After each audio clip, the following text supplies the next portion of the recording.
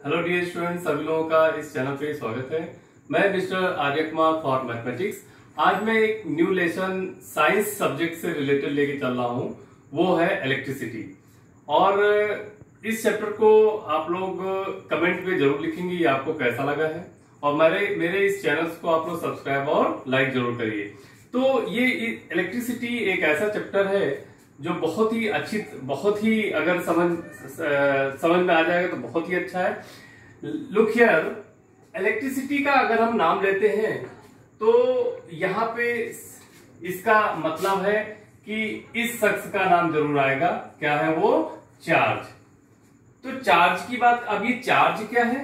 Charge एक types के ये जनरेट होते हैं ड्यू टू इलेक्ट्रॉन, या सिंपल लैंग्वेज में हम कह सकते हैं कि charge in motion is responsible for flow of electricity. तो इलेक्ट्रिसिटी का फ्लो तभी होगा जब चार्ज का मोशन होगा। और चार्ज आए कहां से? Charge is coming from electrons, means electron के मूवमेंट से। तो चार्ज मेनली चार्ज का अगर हम नेचर की बात करें तो चार्ज का जो नेचर होता है वो टू टाइप्स के होते हैं। एक तो होता है पॉजिटिव चार्ज और एक चार्ज होता है नेगेटिव चार्ज। पॉजिटिव चार्ज की बात करें, बहुत ही अच्छी तरह से इसको समझिए। पॉजिटिव चार्ज जो होता है ये कह सकते हैं कि ये ओनली पॉजिटिव चार्ज ये प्रोटॉन्स की वजह से होता है, मींस या और जो नेगेटिव चार्ज होता है वो ड्यू टू इलेक्ट्रॉन। तो पॉजिटिव चार्ज, यहाँ पे एक चीज और ध्यान देने वाला है कि जो स्मॉलेस्ट पॉजिटिव चार्ज की बात करें कि जो स्मॉलेस्ट एग्जिस्टिंग पॉजिटिव चार्ज होता है वो due to one proton atoms, means यहाँ पे ये नोट करने वाला है कि smallest existing positive charge is due to one proton atoms। अब ये प्रोटॉन्स, यहां पे अगर प्रोटॉन्स की बात आती है तो प्रोटॉन एटम्स क्या होते हैं कि ये जो प्रोटॉन होते हैं ये कभी भी अपने एटम्स को छोड़ते नहीं है। It can not leave their own atoms. और जो नेगेटिव चार्ज की बात करें तो हमें ये पता है इट इज रिस्पॉन्सिबल, या नेगेटिव चार्ज जो होते हैं वो इलेक्ट्रॉन की ही देन होती है। इसका मतलब है कि इलेक्ट्रॉन का मूवमेंट होगा, और इलेक्ट्रॉन का मूवमेंट होगा तो हमारा चार्ज भी मोशन में आ जाएगा। और चार्ज का जब मोशन होगा तो क्या जनरेट होगा?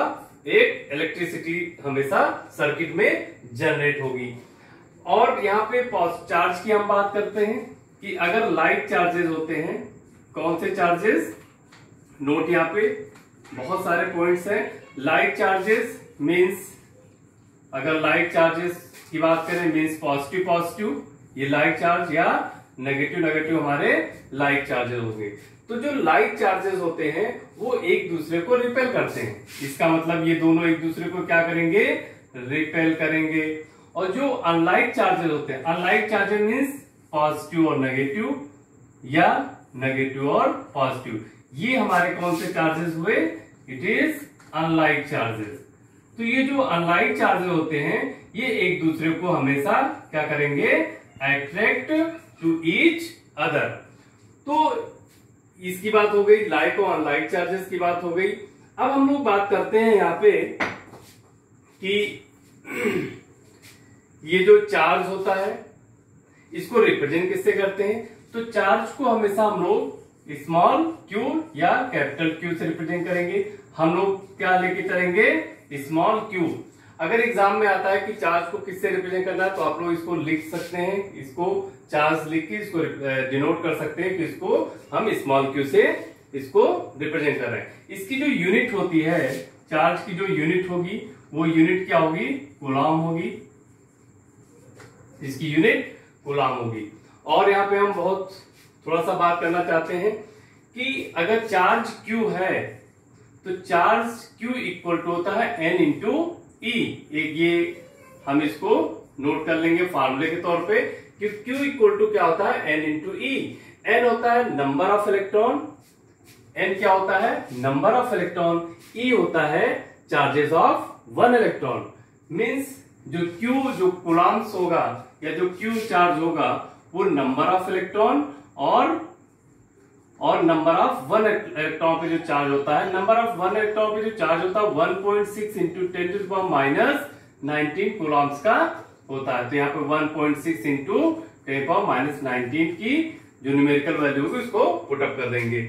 तो और इसमें हम लोग थोड़ा सा बात करना चाहते हैं कि अगर ये फॉर्मूला हमारा क्या आ रहा है Q equal to N into e, तो यहाँ पे एक क्वेश्चन जनरेट होता है। क्या क्वेश्चन जनरेट होता है, यहाँ पे थोड़ा सा हम लोग क्वेश्चन देखते हैं कि अगर 1 कूलम्बिक चार्ज किसी भी सर्किट में अगर हमें 1 कूलम्बिक चार्ज फ्लो करना पड़ रहा है तो कितने नंबर ऑफ इलेक्ट्रॉन की हमें नीड होगी या कितने नंबर ऑफ इलेक्ट्रॉन की जरूरत होगी, वो हम लोग निकाल सकते हैं। थोड़ा सा यहाँ पे हम लोग देखते हैं फॉर्मूले के तौर पे Q equal to N into e. अगर 1 कूलम्बिक चार्ज किसी सर्किट में हमें जरूरत पड़ेगी तो Q की जगह 1 नंबर ऑफ इलेक्ट्रॉन निकालना है और E हमें पता है 1.6 इंटू 10 पावर माइनस 19। तो नंबर ऑफ इलेक्ट्रॉन हमारे क्या हो जाएंगे 1 अपॉन 1.6 इंटू 10 पावर, इसको कैलकुलेट कर लेंगे, ये 6.25 इंटू 10 पावर 18 इलेक्ट्रॉन आ जाएंगे। मींस अगर 1 कूलम्बिक चार्ज को फ्लो करना पड़ता है किसी भी इलेक्ट्रिक सर्किट में तो हमें इतने नंबर ऑफ इलेक्ट्रॉन की नीड पड़ेगी। और नेक्स्ट लेक्चर में हम लोग इसके करंट्स के बारे में या इस चार्ज के कारण कौन सी सर्किट्स या करंट कैसे जनरेट होती है उसके बारे में पढ़ेंगे। तब तक के लिए धन्यवाद।